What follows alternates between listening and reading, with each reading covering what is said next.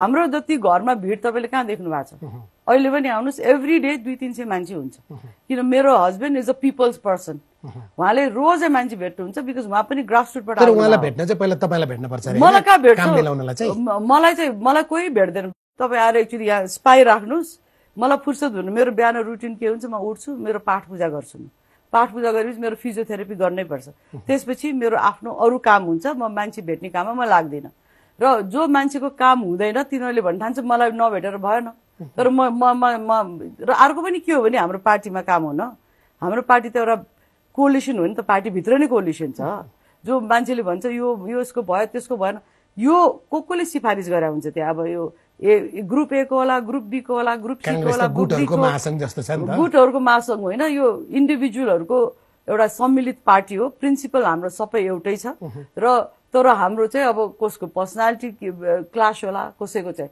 आफ्नो एउटा सब ग्रुप होला यो त ह्युमन नेचर हो माननीय शेरबहादुर देउवासँग केही काम गर्न जाँदा भनाउन जाँदा चाहिँ या सम्माननीय प्रधानमन्त्री उहाँ हुँदा जाँदा चाहिँ बालुवाटारमा या अहिले धुम्बाराईमा या तपाई चाहिँ तपाईलाई लाग्छ कि म त्यस्तो सुपर वुमन मन्त्रीहरु भन्दा पनि ठूलो मन्त्री म पार्टीको पदाधिकारी भन्दा पनि ठूलो पदाधिकारी म त्यस्तो देख्नुहुन्छ पक्नुस् न सोच्छु नि म जे बाहिर आएको छ काम गर्नका लागि र बनाउनका लागि जानु पर्यो भने चाहिँ पहिला तपाईको एउटा कोड नाम राख्दिया छन् तपाईले सुन्नु भएको छ कि छैन लक्ष्मी देवी म लक्ष्मी देवी लक्ष्मी देवीलाई भेटेर यहाँ भेटी चढाएपछि मात्रै काम होइन एउटा मान्छे मलाई देखाउनुस् जसले चाहिँ यो गरे यिनै ल्याउनुस् न कसले भन्यो तपाईलाई यो मेरै अगाडि उले भन्नुस् मेरो आँखामा हालेर र मैले हजुरलाई यति दिया थिए भनेर भन्नुस् न please because I also want to know किन मैले पनि यो सुनेको छु कि हजुरको नाममा पैसा उठाउँछ भन्छ अब कसले उठाउँछ त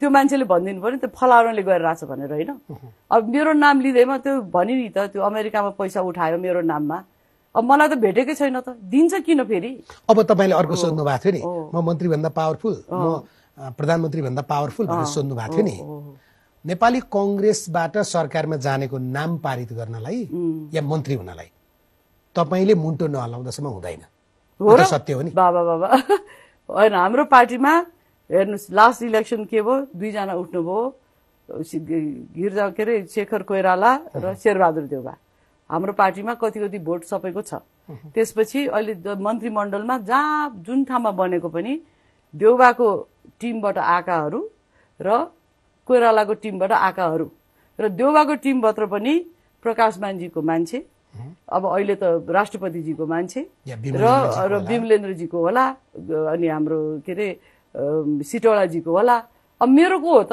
म त मेरो त को मान्छे त हुँदैन अब यो भन्न जसले परेन उनीहरूले तपाईले ग्रीन सिग्नल नदिकन कांग्रेसबाट मन्त्री हुन पाइन्छ होइन यो त कुरै यो क्वेश्चन रङ हो पाइन्छ कि पाइदैन भन्नु होइन मेरो के रोल छ त्यसमा यो त हाम्रो त कार्य समिति बस्छ एउटा मिटिङ हुन्छ हाम्रो अरूको जस्तो पार्टी होइन नि यो पार्टी सभापतिले एबीसीडी भन्ने बित्तिकै हुँदैन हाम्रो पार्टीमा त्यहाँ त मिटिङ बस्छ छलफल हुन्छ सभापति शेरबहादुर देउवाले छलफल पनि त गर्दै गर्नुहुन्न छलफलमा के आधारमा बोल्ने पनि एकदम थोरै हो सल्लाह कसैसँग लिनुहुन्छ भने आर्जु देउवासँग होइन त्यो छलफल जति हुन्छ नि ती नै हुन्छ ती माइन्युट लेखिन्छ बेडरुममा आएर माइन्युट लेखिन्न त्यो तपाईहरुले जसलाई सोध्नु भए पनि हुन्छ पार्टीको सचिव बस्छन् ती माइन्युट गर्छन् त्यहाँ म त हुन्न अब यो सांसदको टिकट तपाईले नदिकन प्राप्त हुन्छ सांसदको टिकट जिल्लादेखि आउँछ हाम्रो तपाईले प्रक्रिया अलि बुझ्नुस् नेपाली कांग्रेसको कस्तो छ भनेर जिल्ला कमिटी अनि त्यसपछि प्रदेश कमिटी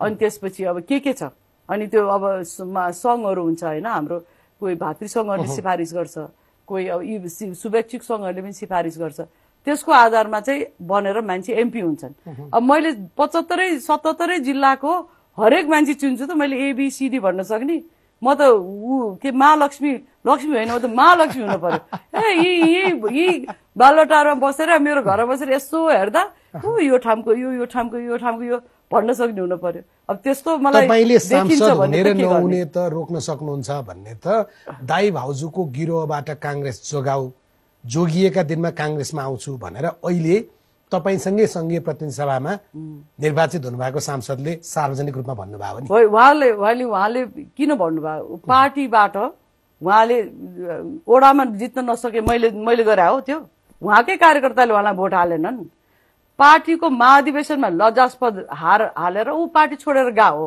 हामीले उसलाई धबा हो। त्यहाँ त गगन थापा उठ्न लाग्थ्यो त। त्यहाँ मलाई पनि उठ भनेर आएको थियो। मैले पनि म केही थाहा छैन मलाई पूर्व तराईको, म जान्न भने उहाँकै जिल्लाको मान्छेले उहाँलाई हरायो। हामीलाई आफ्नो किन अल पोलिटिक्स इज लोकल, र लोकल पोलिटिक्स जब हामी महाधिवेशन गर्छौँ हामी आफ्नो आफ्नो ठाउँमा खटेर आफ्नो ओडादेखि जितेर आउनुपर्छ। के अरे शेरबहादुर देउवालाई पर्दैन होला, मलाई त पर्यो नि त।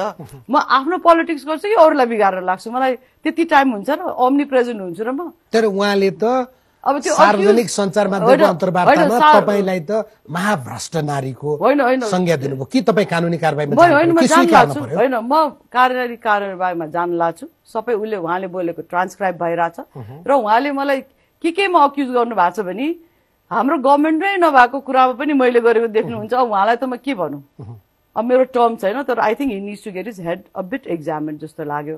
किन म पिक्चरमै नभए अनि कति महिना त म त हस्पिटलमा 7 महिना त म देशबाट बाहिर थिएँ।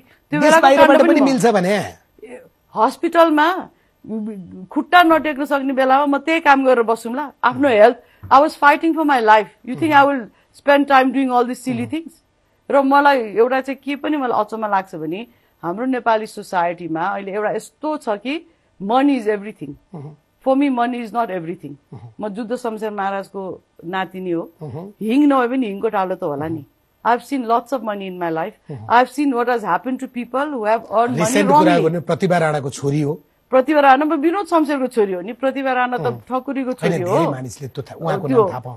राजनीतिमा म विनोद शमशेर राणाको छोरी हो होइन। म जुद्ध शमशेर महाराजको त नातिनी हो। त्यत्रो पैसा खेलाएको मान्छे चाहिँ फेरि पैसा कमाउनलाई नाम किन यसरी खेला? मैले कहाँ खेला छु? यो आरोप हो र मैले यो आरोपलाई ल तपाईँले प्रुभ गर्नुहोस् भनेर I'm putting a court case on mister Amresh Singh. किन र यो चाहिँ म एउटा पनि भन्न चाहन्छु, एउटा प्रायोजित हो। किन आउट अफ द ब्लू उसले किन यतिका महिनासम्म बोला थिएन? सडनली किन बोल्न थाल्यो? मैले उसलाई के गरेछु? टिकट पाउनु भएन, टिकट सिफारिस गर्ने त उसको जिल्लाको सभापतिले गर्ने हो नि त हाम्रो सिस्टममा। म उसको जिल्लाको सभापति हो। उसको जिल्लाको सभापतिले उसलाई सिफारिस गरेन। यस्तो मेरो के हात? यो त तपाईँ म कानुनी कारबाहीमा जान्छु भन्नुभएको छ, हेरौँला। अर्को साह्रै शालीन भद्र एकदमै धेरै पढेको विद्वान सांसदले पनि त त्यही भन्नुभयो नि। उहाँले किन भन्नु मलाई थाहा छैन। दाइ भाउजूबाट जोगाऊ देउरहरू भनेर। गुड ल एउटा कुरा म तपाईलाई